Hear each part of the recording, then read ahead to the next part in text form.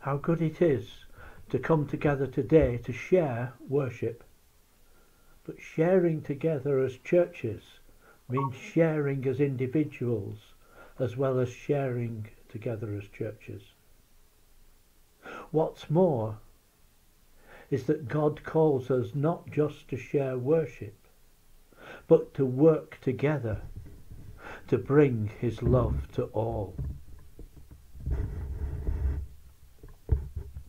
In this octave of prayer for churches together, I led worship last Monday in Kirby Stephen, and day one reminded us that all are born in the image of God, not just the few saints who belong to the different churches, not just all the Christian believers. No, everyone is born in the image of God, and God's love is showered down on all. Our duty as churches, as Christian women and men, is to bring that love of God to all, irrespective of how they may look, how they may act, where they may have come from. Irrelevant. Our duty is to bring God's love to all. Micah 6 and verse 8 says, God has told you, O man, what is good and what the Lord requires of you, but to do justice and to love kindness and to walk humbly with your God. How well are we doing these God-given tasks in Bishop Auckland in 2023? Do justice. The world appears to be in crisis. Whenever you read a newspaper or watch the television news, it is all doom and gloom. Wars, civil wars, climate change, political insurrection. Everything is bad news. The world is in trouble. And the instant reaction for most of us, me included, is to throw up our arms. What can we do? Or perhaps we take sides based on the limited information that is fed to us. And we all know that we never get all the information. But generally sitting on our hands and doing nothing, or only a little, is not really our God-given duty. We should be prepared to dirty our hands by getting involved. I suspect many of us will have contributed in some way to bringing help or aid to those suffering in the Ukraine, or those who have fled the Ukraine to this country, because they're fellow Europeans. Have we shown similar degrees of help to those suffering as a result of the ongoing wars in Syria, Yemen, South Sudan, or the ethnic cleansing of the Rohingya in Myanmar, Burma, etc., etc.? Are we working to bring justice in these countries? Are we campaigning? Or are we content simply to leave it to others?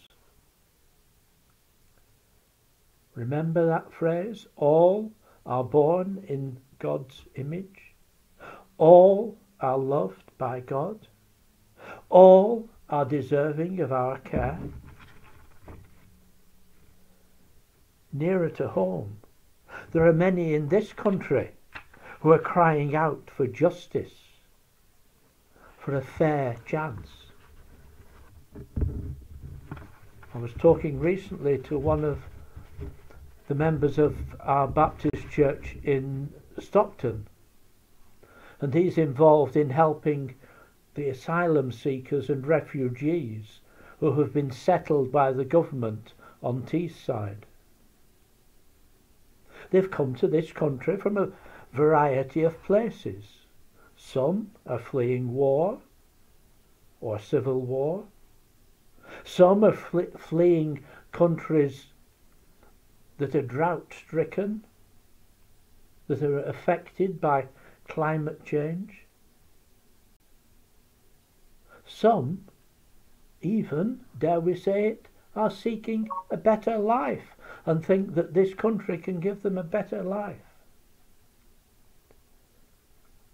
Yet, all are treated as unwanted, made to live on a pittance and barred from working, whilst their cases are heard, and the speed of which their cases are heard is pitifully slow, sometimes taking years. Is this how God expects us to treat our fellow men, women and children? All born in the image of God, just like us? Should we be actively seeking justice for these people?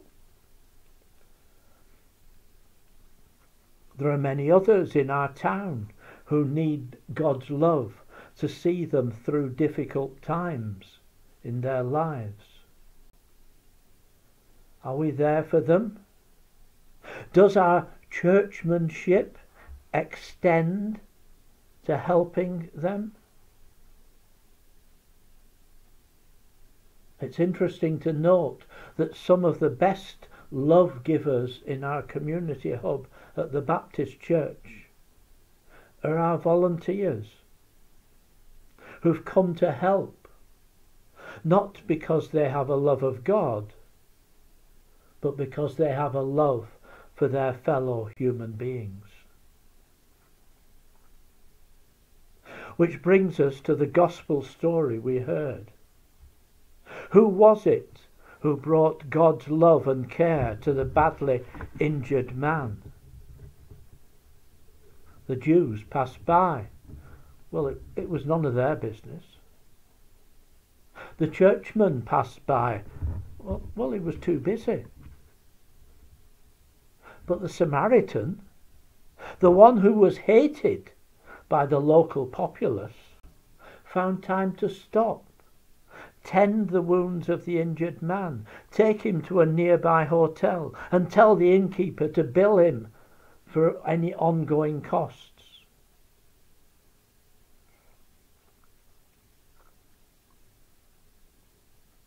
I was stopped in my tracks a few months ago by a fellow minister who said that when he'd been walking through, I think it's either Manchester or Leeds, he'd seen a man sat on the pavement begging, and he'd stopped to talk to him, to ask him his story. And I thought, how many times have I walked on by as the Jews did, or as the churchman did? How often have I stopped to talk and listen? Or have I been too busy, too judgmental to care? Some years ago I was working in Bradford, and on a Sunday evening one of the churches would bring a double-decker bus into the centre of Bradford, park it outside City Hall, and give out free hot meals. And needless to say, all those without homes or who were otherwise lonely would turn up for a hot meal, perhaps their one hot meal of the week. And I remember talking to this guy. He'd been married. He was married. He had been married. He had a good job, a home, and a loving family. And then life took a turn for the worst. He was made redundant, and he lost his self-belief. He lost his reason for living, and he turned to drink. And the drink led to him losing his family, losing his home, becoming homeless on the street, just by taking one wrong turn. Hopefully, the folk there that Sunday evening were able to point him in the right direction and put him in touch with people who would help him out of that problem.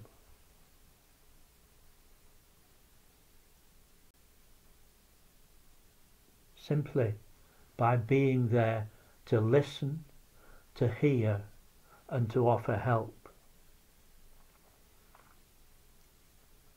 We're all born in the image of God.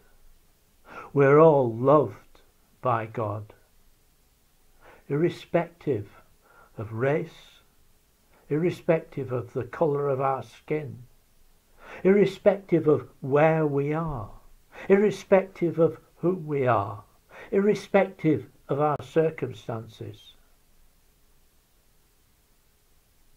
And we, as the people of God, are charged, as Micah records, to do justice, to love kindness, and to walk humbly with our God. Amen.